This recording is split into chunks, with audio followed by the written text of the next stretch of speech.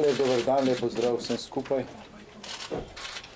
Koalicijska pogajanja oziroma usklajevanja so končana. Končani so tudi pogovori z kandidati in kandidatko za novo vlado. Danes je objavljen nov zakon o vladi, jutri stopi v veljavo, s tem so izpolnjeni tudi pogoji za to, da se predlog za novo vlado formalno vloži v proceduro. Predlog bo takšen, kot ste ga tudi dobili. Predlagana je najmanjša ekipa doslej v zgodovini Slovenije. Smatram, da bo število dovolj operativno, da bo ta ekipa sposobna sprejemati odločitve v realnem času, glede na izzive, ki nas čakajo.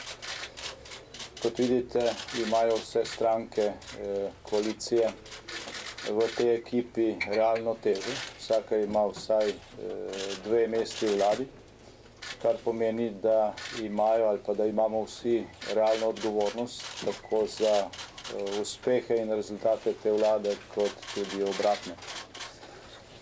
V ekipi je kar nekaj že izkušenih imen, se pravi kandidatov, ki so že opravljali ministrske funkcije. To je potrebno zato, ker kakšnega dolgega časa za uvajanje enostavno ne bo, glede na probleme, ki jih je potrebno začeti reševati takoj, oziroma bi jih že morali začeti reševati. Od profilov v ekipi izstopajo inženirji, kar mislim, da je tudi neka dobra ali pa dobrodošla novost, glede na dosedanjo slovensko tradicijo, ki naj bi prispevala k večji operativnosti. Pred to ekipo, če bo potrjena v Državnem zboru prihodnji petek, načrtujemo, da so predstavitve kandidatke in kandidatov naslednji teden pred delovnimi telesi, potem pa, kot je bilo tudi že napovedano in so tudi že poročali, seje Državnega zbora v petek, ker računamo, da bo ta ekipa dobila zaupanje. Pred ekipo je potem zagotovo najtežja naloga po osamosvojitvi oziroma po izzivih, ki so bili pred prvo demokratično izvoljeno Demosovo vlado. Vsi veste, da to delo ne bo lahko. Ekipa je na to solidno pripravljena.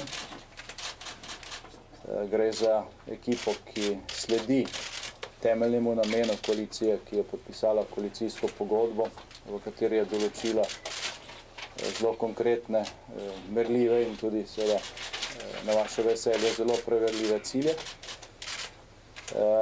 Ta osnovni namen pa je seveda popeljati Slovenijo iz krize. Ekipa se bo takoj lotila 2 stvari, najprej priprave in sprejete rebalansa proračuna. Zdaj, drugi korak oziroma druga poteza pa bo priprava. Deloma priprave na ta korak že potekajo.